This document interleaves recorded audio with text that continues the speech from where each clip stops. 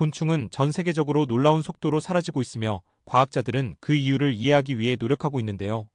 곤충이 사라지는 가장 큰 이유는 농업 집약화로 보고 있지만 뉴욕 주립대학의 빙엄턴 대학의 새로운 연구는 곤충이 사라지는 원인이 수많은 상호 연결된 복잡한 요인이라고 말합니다. 2017년 연구에서 30년 미만 동안 곤충 개체 수가 75%나 감소했다고 보고한 이후 곤충 감소에 대한 관심이 빠르게 증가하고 있는데요. 이 놀라운 수치로 과학자들이 곤충이 사라지는 원인에 대해 연구하기 시작했는데요. 빙엄턴 대학의 연구원들은 곤충 감소에 관련된 175개 이상의 과학적 논문을 검토했습니다. 이 연구진은 곤충 감소의 동인에 관한 500개 이상의 가설을 포함했으며 양봉에서 도시의 무분별한 확장에 이르기까지 모든 것을 포함하는 3,000개의 가능한 링크로 구성된 상호 연결된 네트워크를 만들었습니다.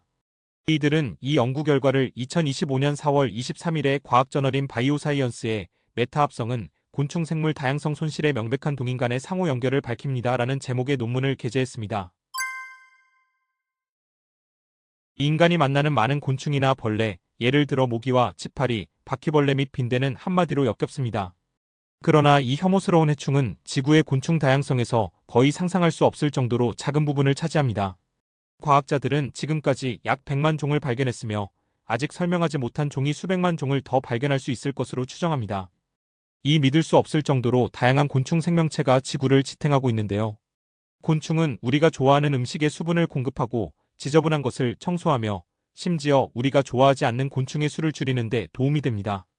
예를 들어 잠자리는 모기를 먹고 특정 말벌은 바퀴벌레를 잡아먹습니다.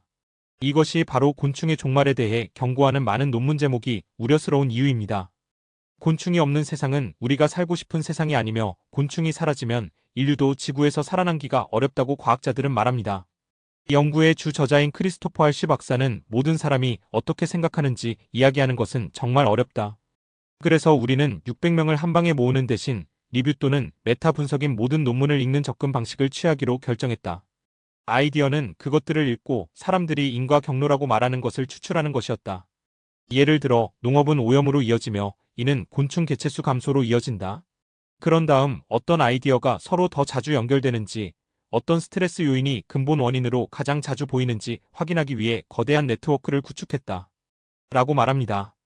사진은 연구진에서 제공한 큰 밀크위드버그의 모습입니다. 가능한 연관성의 방대한 목록을 검토한 결과 곤충 감소의 가장 큰 원인으로 꼽히는 요인은 토지 이용 변화와 살충제와 같은 문제를 통한 농업 확장인 것으로 밝혀졌지요. 그러나 시스템이 상호 연결되어 서로 영향을 미치기 때문에 드라이버의 순위를 매기는 것보다 더 복잡합니다. 예를 들어 기후는 곤충 감소의 동인이 될 수 있지만 극심한 강수량, 화재 및 온도와 같은 기후변화 아래에는 그 자체로 다른 동인에 영향을 미칠 수 있는 개별 동인이 있습니다. 고도로 연결되고 시너지 효과가 있는 네트워크이지요.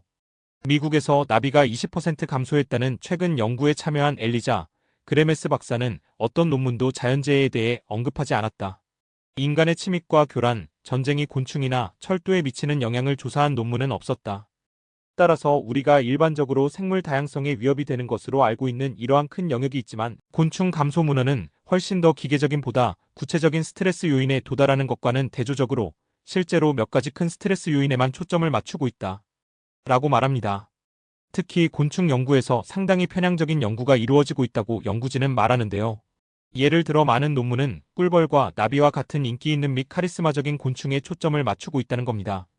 즉 사람들이 꿀벌과 나비와 같은 수분 매개자에 너무 집중해 연구하기 때문에 다른 곤충의 보존에 도움이 되는 조치를 취하는 데는 한계가 있다는 겁니다. 이 연구진은 많은 과학자들이 연구 자금이 많이 나오는 벌이나 나비에 대한 연구만 하게 될 경우 곤충에 대한 연구가 어렵다고 말하는데요.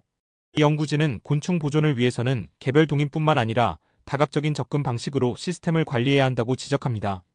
즉 우리가 너무 꿀벌과 나비 그리고 그들의 보존에 집중한다면 우리는 다른 많은 종들을 놓치게 될 것이라는 겁니다.